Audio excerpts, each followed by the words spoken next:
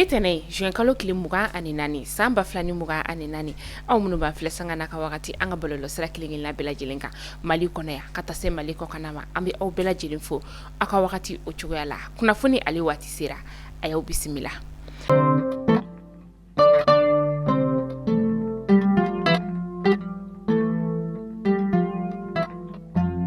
Kunnafoni daminɛla bi an ka cɛmancɛ fanga jamana ɲɛmaa n'o ye colonel Asimi Goita ye sibirido n'o bɛnna juin kalo tile 22 ma san 2024 ale kɔntun bɛ Sikasokaw ka dugu o kɔnɔna la ka sababuya kɛ fɛn min ye Sikaso terrain min ni a ye a lakuraya a taara ka taa ni ka o koromokari ka tila tuguni Sikaso université kura fɛnɛ ni ka o birikiden fɔlɔ ka o da an ka cɛmancɛ fanga jamana ɲɛmaa n'o ye colonel Asimi Goita ye a ye da don kuma caman na ni ka o walawala a y'a yira k'a fɔ ko wagati min na CEDEAO kɔni ye a ka yɔrɔ kɔni ni ka o datugu anw ka jamana o la ko fɛn min ye Laginɛ Mali i wasaro Laginɛ ka port de la walasa an ka minɛnw kɔni olu bɛ se ka don Laginɛ sira fɛ cogoya min na a y'o foli kɛ ni ka ɲɛsin Laginɛ jamana ɲɛmaa o yɔrɔ la o kɔfɛ sa an ka cɛmancɛ fanga jamana ɲɛmaa n'o ye colonel Asimi Goita ye ani a ka ma u ye u kunda fɛn min ye ka militaire ani paramilitaire min ni a bɛ Sikasokaw fɛ yen nɔ ni ale bɛ wele ko Kancɛba Tarawele a taara ni ka taga tilelafana dun kɛ ni o kan kɔnɔmɔgɔw ye ni o y'an ka kɛlɛkɛ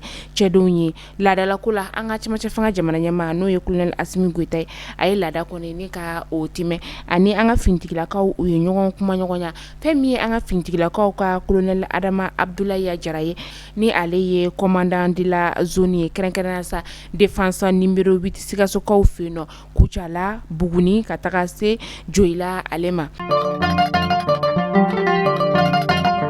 Bagi kimɛliw daminɛna bi tɛnɛndon na ni o bɛnna juin kalo tile 24 san 2024 an ka minisiri ɲɛmaa n'o ye dɔgɔtɔrɔ Sogɛl Kokala Mayiga ye ale ni a jɛɲɔgɔn kɔni olu ye u kunda lycée Prosper Kamara ale ka an ka faba kɔnɔna la yan nɔ ni ale bɛ an ka faba numanyan fanfɛla o la kalanden minnu ni olu kɔni bolola ka kimɛli kɛ an ka jamana fan 14 bɛɛ lajɛlen kɔnɔ la o bɛ t'i yɛrɛ sɔrɔ kalanden 239 ni a kun kan fɛ o tilala kalanso 506 o ni ɲɔgɔn cɛ lakɔlɔsilaba 1017 ni a kun kan fɛ olu de kɔni bɛna kalanden ninnu ni ka u lakɔlɔsi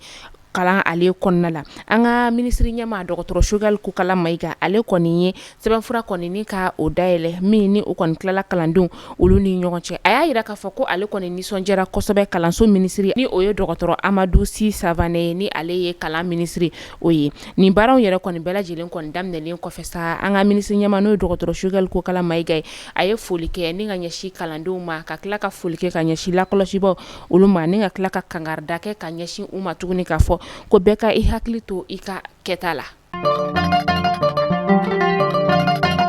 Kunnafoniyaw y'a yira k'a fɔ ko fɛn min ye colonel Asimi Goita ye ni o ye an ka cɛmancɛ fanga jamana ɲɛmaa ale k'ale kɔni makɔnɔnen don sini Burkina Fasokaw olu ka jamana o kɔnɔna n'o bɛ juin kalo tile 25 san 2024 kunnafoniya an y'a bɔ 84 ale ka bɔlɔlɔsira o kan. Groupe autodéfense min bɛ yen nɔ ni o ye an ka donsow olu ye fɛn min ye dugu min bɛ yen nɔ ni ale bɛ wele ko Komosagu ale bɛ bankasi o lamini na u ye banbagaci wale tigilamaw kɔni toni ka bɔ u dagayɔrɔ la alamusa tɛmɛnen min ni maa marafɛntigi lakodɔnbali dɔw kɔni olu don maa kɔni ma bɔnɛ ani lamɛn bololaminan caman olu kɔni tiɲɛna ni wagati in na an bɛ don min na i n'a fɔ bi basigi kɔni o seginna ka na dugu kɔnɔna la. Bolola sɛbɛnninw kɔni fɛnɛ baaraw olu kɛra juin kalo tile 20 tɛmɛnen san 2024 kitakaw olu fɛ yen nɔ o ye bagi min sa o de ye baga islamique ye ale kɔnɔna la sa kalanden 79 de kɔni ye a kɛ musolaka 12 kɔni tun b'a la u y'u tila kalanso 4 olu ni ɲɔgɔn cɛ kita kalanso ɲɛma ale kɔni kelen ka sɛbɛnfura kɔni ni ka o dayɛlɛ ka o tila kalandenw olu ni ɲɔgɔn cɛ a ye i munumunu kalanso ninnu kelen-kelenna bɛɛ lajɛlen kɔnɔna la k'a laɲini lakɔlɔsibaw olu fɛ k'u ka hakili sigi u ka baara ale fɛ. caman de kɔni bɛ yen nɔ ka taga se kalanso olu ma olu kɔni binna sanji ale sababuya la min ni a kɛra sanga ale ni Bandiagara ni ɲɔgɔn cɛ kilomɛtiri 45 o bɔɲɔngo de don a kɔnɔna la sa fɛn min ye sanji kunfɔlɔ yɛrɛ de kɔni ye o de kɛra nin dugu in o kɔnɔna la a yɛrɛla ka fɔ ko maa kɔni ma bɔnɛ ani na nka tiɲɛni kɔni caman o kɛra. Kɛlɛkɛcɛw ka état-major des armées ale ko k'a da bɛɛ lajɛlen kulo kan ka fɔ ko jumadon juin kalo tile 21 san 2024 u ka lakana sira fɛ an ka jamana ale kɔnɔna la sa an ka fintigilakaw olu kɔni ye dankari karogɛlɛn dinɛ tigilama 6 bɔɲɔngo olu ka bunahadamadenya o la min ni u ka kɛlɛkɛminɛn caman fɛnɛ ni ka olu minɛ u la an ka kɛlɛkɛcɛw ka ɲɛma a ye hakilasigi ni ka o ɲɛsin dugulamaw olu ma k'a yira ka fɔ ko u bɛ kɔlɛla sugu bɛɛ lajɛlen kɛ ka se ka an ka jamana ni ka ale lakana ka kisi karogɛlɛn dinɛ tigilamaw tɔɔrɔ ma. An bɛ taa an ka seko n'an ka dɔnko bunakun ale kan sibirido ni o bɛnna juin kalo tile 22 san 2024 an ka faba kɔnɔna la yan nɔ fɛn min ye couple Keita ye ni o ye Wuramu Keti ye Bingini Bangaga ale ni a furucɛ ni o ye Palmer ye olu kɔni ye 26 mars ni ka o ta ka u ka concert ni ka o ɲɛnamaya a kɔnɔna la ni concert in kɔni a kɛra réussite ba de ye jamana ale kɔnɔna la wa a kɛra nisɔndiyaba ye Bingini Bangaga ni Palmer ka fanu olu bolo o y'a yira k'a fɔ ko nin kɔni kɛra nisɔndiyaba ye wa olu bɛ u ka artiste kɔni ale kɔ k'aw ladɔnniya k'a fɔ ko nin baara in yɛrɛ kɔni bɛɛ lajɛlen labɛnna Prestige Consulting ka ale de fɛ an ka kunnafoni ɲininaw olu tun bɛ concert kɛyɔrɔ ale la aw ni ne an ka jɛ ni ka a ja ka o lajɛ ɲɔgɔn fɛ. Bonsoir donc an b'an to yan an bɛ foli lase ka taa Mali kɔnɔ bɛɛ fɛ ani ka se Mali kɔkan fana na Bigini ani Palmer donc olu ka concert kɛnɛ an b'o de kan bi donc an yɛrɛ bɛ sur place déjà aw yɛrɛ ɲɛ bɛ jama na donc a ka faniw bɛ yan aran jɔlen don donc da ma yɛlɛ fɔlɔ donc 18h moins de bɛ yen nɔ mais an bɛ yɔrɔ min na wagati na da ma yɛlɛ fɔlɔ maintenant on nana an bɛna ɲininkali sɛbɛn a ka faniw na. Bigini, on peut rien dire à propos de Bigini, elle est extraordinaire avec son mari et on l'a su fo yɔrɔ min an b'a ko fo yɔrɔ min oui jama bɛ fo gudron kan aw yɛrɛ y'a ye kanu ye fɛn min fɔ a ma jifa an y'an ka sow bila ka na Bigini nɔfɛ ani Palmer ala ka si ani kɛnɛya d'u ma. Burkina bɛ yen Bobo Djilasso 7h22 bɛ ala bolo ala ka kalifa an bɛɛ ma a diyara y'a bonyana ma. An bɔra Burkina Faso ka na Bigini ko ni tonton Pali ko le la walayi o bɛ an kɛr le la an kɛr an y'a daminɛ le ten an b'a fɔ sɔgɔma an ti décourager an bɛ ala deli ala k'an ni jama fara ko ɲɛ k'a daminɛ hɛrɛ la k'a laban hɛrɛ la.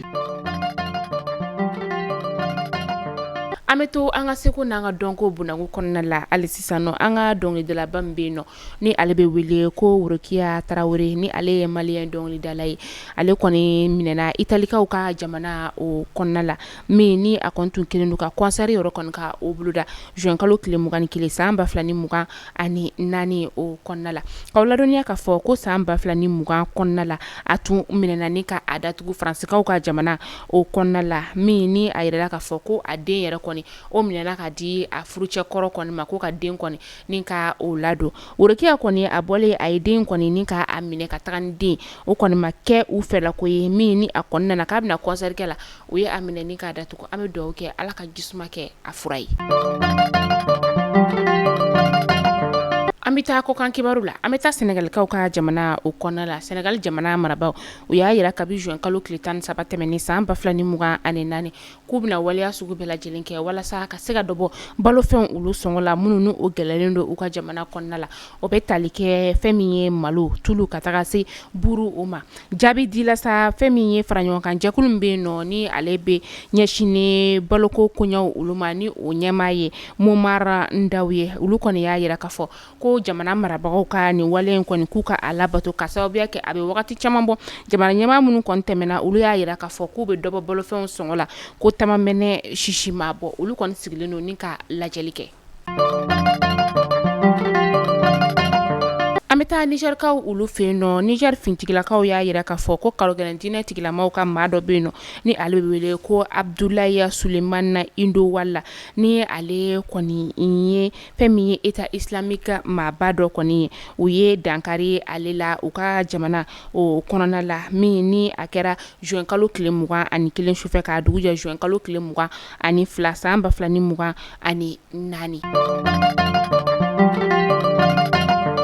Mali kunnafoni jabarani lajɛbaw ni kunnafoni damadɔ tun bɛ an bolo kɔrɔ bi ni k'a da kelenkɛla bɛɛ lajɛlen tulo kan. Hakili la aw ye faamuyali caman ni ka o sɔrɔ an ka bi kunnafoniyaw olu la ka samɛ foli kɛ ni ka ɲɛsin an ka abonné kelenkɛla bɛɛ lajɛlen ma. San hɛrɛ Ala k'a caya Ala k'an kisi san masiba ale tɔɔrɔ ma. San caman aw ni an ka jɛ an ka cɛ ka seli ɲɔgɔn fɛ. Ala ka hinɛ an ka taabaw la Ala ka yafa k'u ma Ala k'an yɛrɛ ɲa ni ka an ka taa doni o ma kɔnɔ. An ka abonné minnu bɛ jamana kɔ kan an bɛ foli kɛ ni ka ɲɛsin aw ma foli belebeleba ye aw de ta ye. Ala ka tunga jaw la Ala ka tunga famajugu Ala ka olu ɲɛmalo aw ma. Aw ɲuman bɔra yan cogo min na Ala ka segin aw ɲuman ye kana an fɛnɛ ɲuman sɔrɔ yan nɔ. An b'a ɲini aw fɛ aw bɛɛ lajɛlen ka yafa anw ma fɛn min ye an ka baara kɔnɔna ye ni fili ye an sɔrɔ dabɔn kama tɛ. Aw k'a bila fili ale minɛn kɔnɔna la. Aw k'an bɛn don n'a nataw la kunnafoni kuraw olu kɛnɛ kan.